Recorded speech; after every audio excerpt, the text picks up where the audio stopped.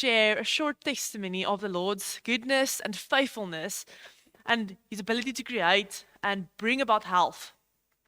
So me and my husband, we have a 20-month-year-old girl, Leah Eileen, at home. And those that know her knows that she's got a healthy appetite. She's super healthy. She did a lap around the church on Sunday. She eats like a grown man, and she's very tall. But that wasn't always the case. So when Leah was still growing inside of me, the doctors had a real concern for her growth. So me and my husband, we're fairly tall. We're not small people, for those that know us.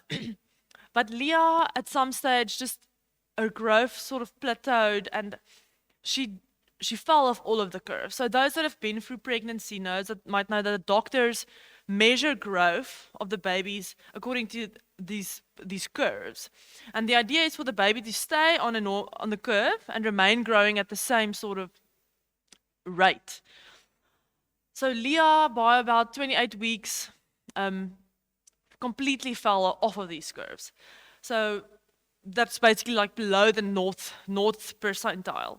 So she was very small, and that was not to be expected. So that created some concern for the doctors, up to the point where they were saying, if she doesn't start growing according to the curves or pick up a little bit of weight, then they would really need to consider taking her out a little bit earlier, and then one could monitor her growth a little bit better. And that's something for first-time parents that stirred a little bit of, I suppose, fear even. And this is not something that we wanted. We really would have liked Leah to just be born in the Lord's timing without intervention, as normal as possible.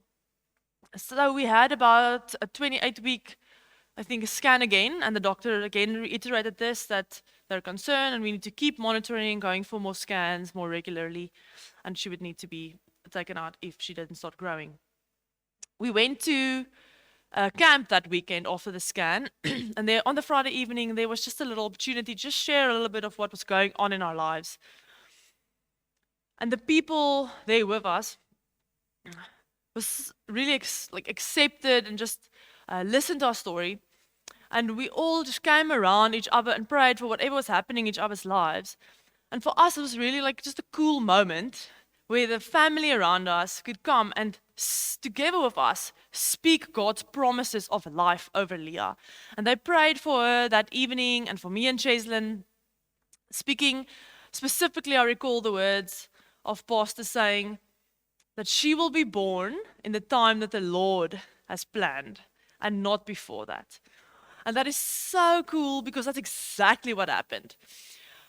So on the day that I would have had the 38-week checkup, I suspected I was going into labor. I wasn't very sure. So long and the short, I ended up being in the hospital before the appointment, at which I really expected the doctor was going to say we're going to have to rather set a date for a C-section. And then at that exact date, Leah just came completely naturally. And up until exactly almost the points that we wanted and desired for birth, those completely were fulfilled on that day. So for me, it's just such a cool testimony of the Lord being able to make his will come to fulfillment, despite what the world and the reality sometimes even say or is. So despite Leah being expected to be very small and that needed to be sort of dealt with in a different way, the way that the Lord planned for her to be born and to be healthy, that is what happened.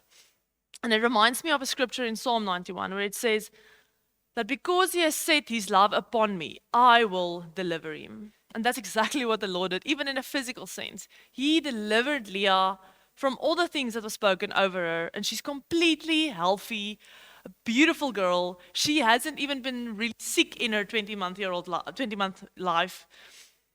And that is just a testimony of the Lord's goodness and of us being able to speak his promises over her, and that being what we can expect and what we see in our life.